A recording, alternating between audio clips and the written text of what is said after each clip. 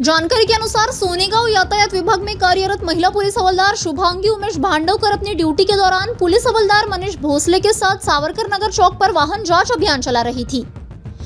इस दौरान एक TVS Jupiter वाहन चालक संदिग्ध रूप से कम उम्र का प्रतीत होने पर उसे वाहन किनारे लगाने और ड्राइविंग लाइसेंस दिखाने के लिए कहा गया। आरोप है कि चालक ने लाइसेंस दिखाने से इनकार कर दिया। उसके साथ मौजूद उसकी मां ने पुलिस कार्रवाई पर आपत्ति जताई और विवाद शुरू कर दिया।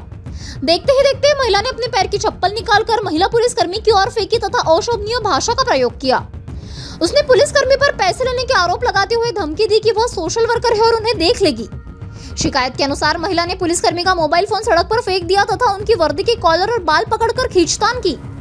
वहीं आरोपी युवक ने घटना का वीडियो बनाकर उसे सोशल मीडिया में प्रसारित करने की धमकी दी। इसके बाद दोनों आरोपी मौके से फरार हो गए। आरोपियों ने इस कृत्य से सरकारी कार्य में बाधा उत्पन्न हुई। महिला पुलिसकर्मी की शिकायत पर प्रतापनगर थाने में संबंधित धाराओं के तहत मामला दर्ज कर जांच शुरू कर दी गई है। महिला पोलीस हवालदार आहेत मांडवकर म्हणून, त्यांची सोनेगाव वाहतूक विभागात नेमणूक आहे।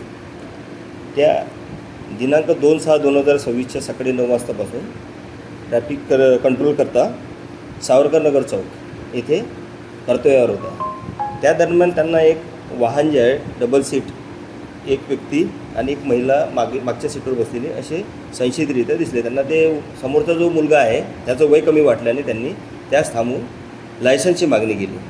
त्या दरम्यान त्या वाहनावर मागे बसलेली जी महिला आहे तिने यांच्यासोबत वाद घातला आणि मी सोशल वर्कर आहे, वकिलाची मुलगी आहे असं म्हणून त्यासोबत वाद करून त्यांची जे मोबाईल आहे, ज्या महिला ज्या ट्रॅफिक अंमलदार आहेत त्याची जे फोटो काढत होते त्यावेळेस त्यांचा मोबाईल फेकून दिला। त्यानंतर चपलेसुद्धा मारहाण केलेली आणि शिवीगाळ केलेली आहे। यावरून सदर अनोळखी महिलेवर आणि जो वाहन क्रमांक MH31 GB 9464 दुचाकी वाहन आहे त्याच्यावर व त्याच्या चालकावर गुन्हा दाखल करण्यात आलेला आहे। त्याच्यावरून महिलेचं नाव आपण माहिती केलेलं आहे। आता पुढील तपास सुरू आहे। PSI दंडाले पुढील तपास करीत आहे।